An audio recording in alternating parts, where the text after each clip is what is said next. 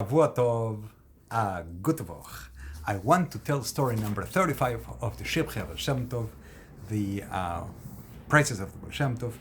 It is a long story and requires explanations, and I am not going to put them in the video. I'll either do that in a long note in the Patreon or in a separate video.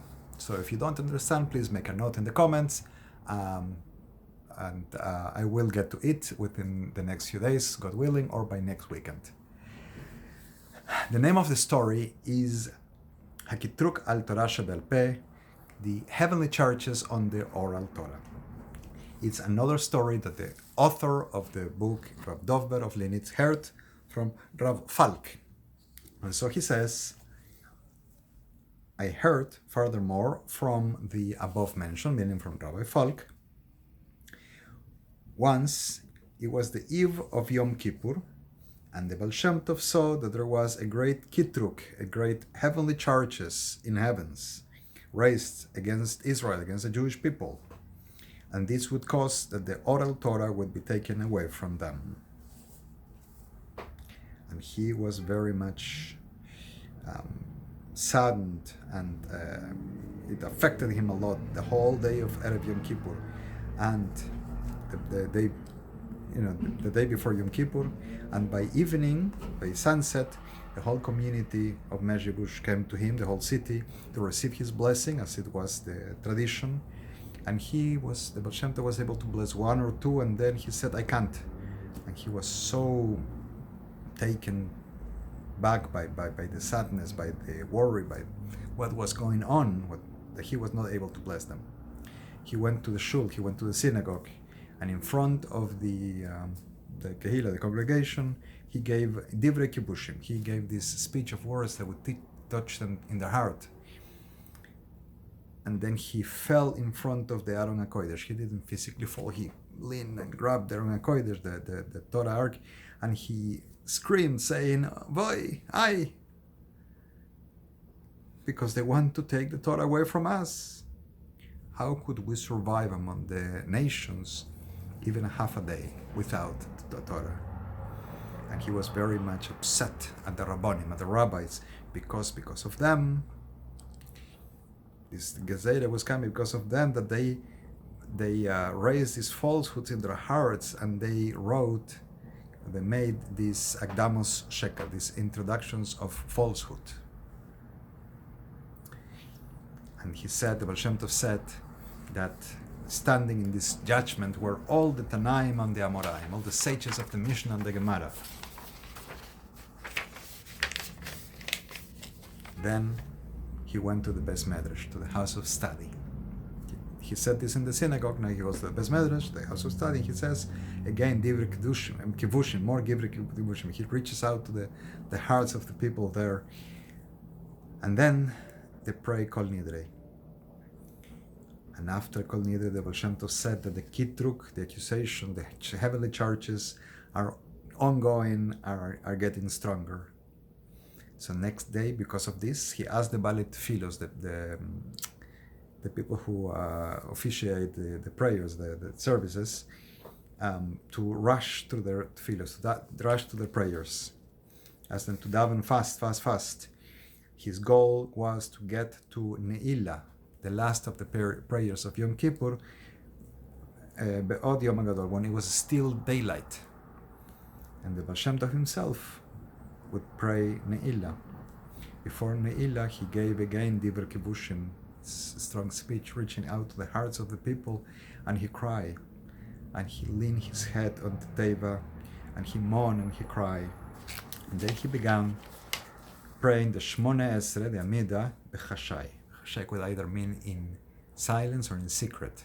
We know we have a silent prayer, and then we repeat it out loud, right? So he davened, and then came to the repetition of the Shmone Esrei out loud. And as it was his custom, the Baal Shem Tov custom, in Yamim Noraim, in Rosh Hashanah and Yom Kippur, he would not follow the text, the machzor, with his eyes, but rather Rabbi Yekil of Mezhibush would recite from the machzor, and he would hear the piyut each part, each verse, and he would repeat after him. When it came to either Petach Lanu Sha'ar, open as the gate, or Petach Lanu Sha'ar Shamayim, or Sha'ar Shamayim Petach, the gates of heaven you should open. And Rab Dover, as telling the story, he says, "This is not my doubt, is the one who told me the story." I mean, Rav Folk, he wasn't sure which one.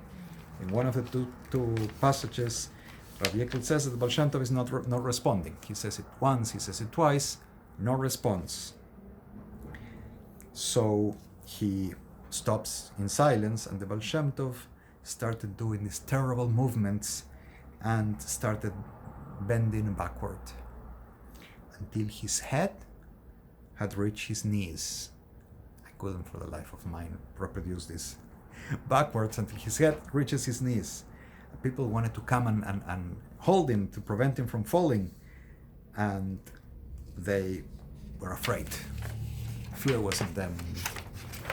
They sent to call, they told Rav Zev Kotzes, Zotzal, and he came, and he looked at the face of the Baal Shem Tov, and he insinuated, he hinted not that he should not be touched. His eyes were popping out, and his voice was making this sound akin to that of an ox being slaughtered. And he continued like this for about 2 hours, bended backwards. Suddenly, he woke up, straightened up on his feet, and prayed fast and hurriedly, and finished the prayers, the Ne'ilah and the end of Yom Kippur. By Motzei Yom Kippur, when Yom Kippur had finished, the town of Mezhibush, all people came to greet him, as it was the custom, and then they asked him about the Kitruk. What happened? And what happened during this tefillah, during this prayer of Ne'ilah? So the Baal Shem Tov says, I was able to daven, I was able to pray, and I went me'olam le'olam, from one world to another in the spiritual realms, without any obstacle, during the whole tefillah of the Shmona Esrei in silence, and then during the repetition as well. I went like this, me'olam le'olam, until I came to an heichal, a big room, salon, and there there was only one more gate to be in front of HaKadosh Baruch Hu, in front of God, blessed be He. And in that heichal, in that big fancy room, I don't know how to call it, I found the tefillos, the prayers, 50 years that had not ascended. They were stuck there, 50 years, and could not go up the last part. And now, because we had prayed in Yom Kippur with such kavana, they were finally ascending, finally coming up. And each tefillah, each prayer, shine forth like a rightful sunrise. So I said to the tefillot, I said to the prayers, why didn't you come up, rise before? And they answer me, says the Baal Shem Tov. The prayers answer him. Because we were told to wait for your great highness to guide us. And the Baal Shem Tov said, come with me. And the gate was open. And the Baal Shem Tov said, when he was telling this story, he told the people of the city that the gate was as big as the entire world. And as he was going with the tefillos, an angel, a malach, came and closed the door in front of them and put a lock on the door, stopped it. And the Baal Shem Tov told the people that the lock was as big as the whole of Mezhibush. The Baal Shem Tov continued telling the story. I tried to turn several times the lock to try to open it, but I was not able to. So I ran to my Rebbe, as is explained in Sefer Toldos Yaakov Yosef. In the book Toldos Yaakov Yosef, it explains that the Rebbe, the spiritual Rebbe of the Baal Shem Tov, is a biblical prophet called Achia HaShilonim, Achia of the town of Shiloh. So he says to his rabbi, Israel, the Jewish people, is in such a tsar, in such a difficulty, and they don't allow me to come in. And in another time, I would not have pushed myself to come in. And my Rebbe says, Shem Tov speaking, I will go with you, and if it's possible to open, I will open that gate for you. And when he came, he also turned the lock and was also not able to open it. So he told me, what can I do for you? And I began complaining by my Rebbe. How could you live in such a moment of tzaros, of anguish? And he said to me, I don't know what to do. But you and I, let's go to Heichala de Mashiach, the palace of Mashiach. There, perhaps, will be a salvation.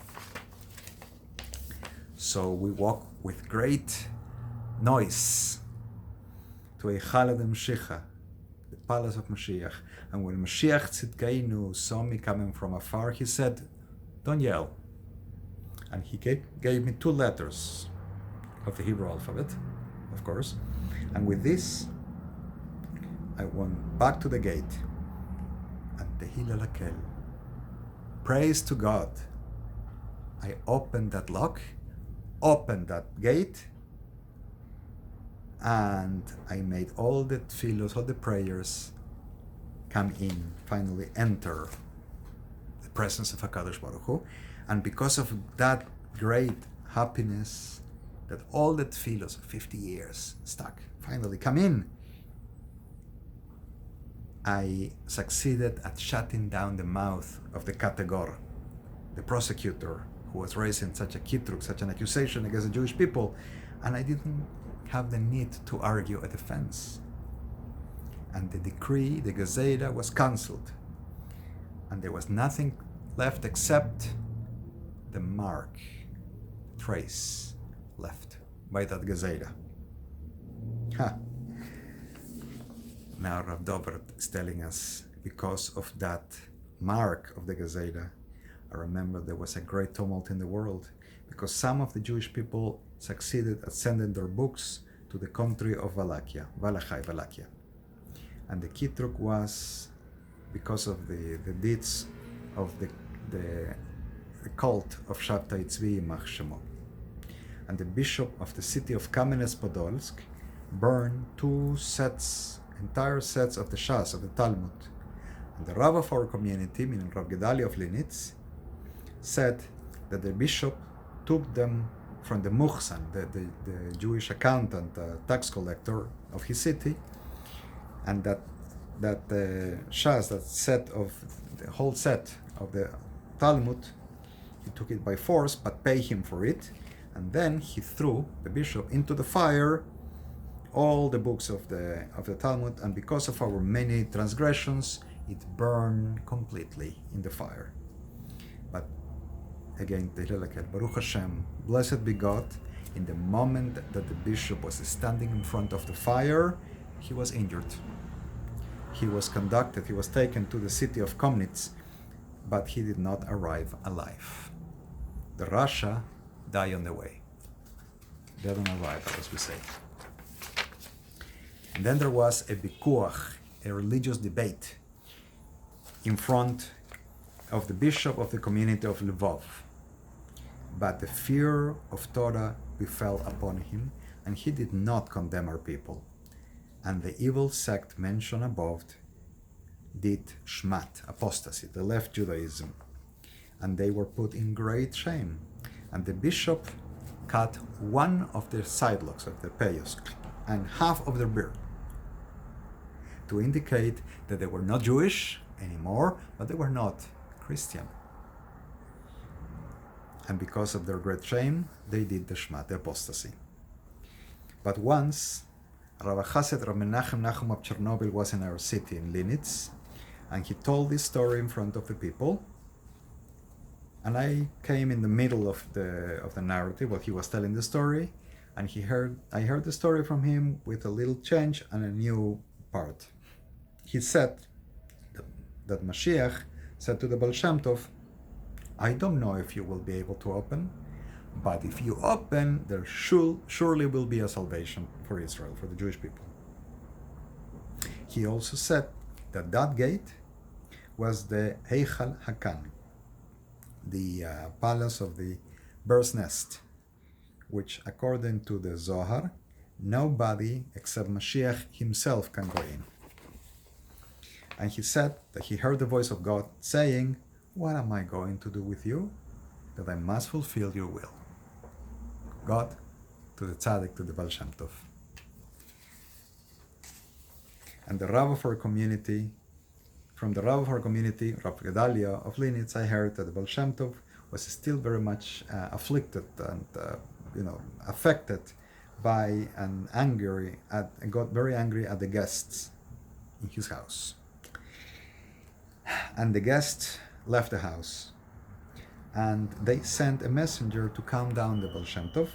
And this shliach, this messenger, heard that the Baal Shem Tov's wife was going to give him a reprimand, going to reproach him for having treated the guest like that way.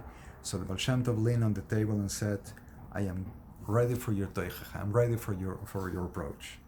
And then he sent for the guests to come back, and next day he prayed publicly, I guess, to repair the damage caused by how he treated the guests. And because, this is another paragraph, because they made Shmat, meaning that the people of the cult, really the Frankistim, it's 100 years after Shabtai Tzvi, is at the time of Yaakov Frank, because they did Shema, they became apostates to Judaism. I heard from the Rav of our community, from Rav Gedalia of Linitz, that the Baal Shem Tov said that the Shechina wailed for them. And he also said that wail, to cry, to feel pain for them. The Baal Shem Tov said that while a limb is attached to the body, there is always hope that it will heal. But if it is cut off, then it's gone. And then the Baal Shem Tov said that each Jew is a limb of the Shechina. That's the story. Shavua Tov, a gute Woch. Again, as I say, this story is long and requires much explanation, and I will work on that either in notes or in a new video explaining all the story.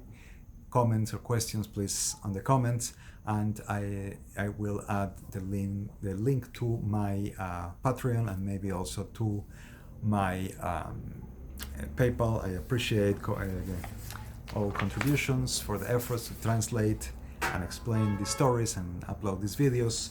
I am in the process of translating each of the stories into Spanish with the hopes to edit and publish this book for the very first time, the entire book of Shivchei Baal Shem Tov in Spanish. Shavua Tov, a gute Woch.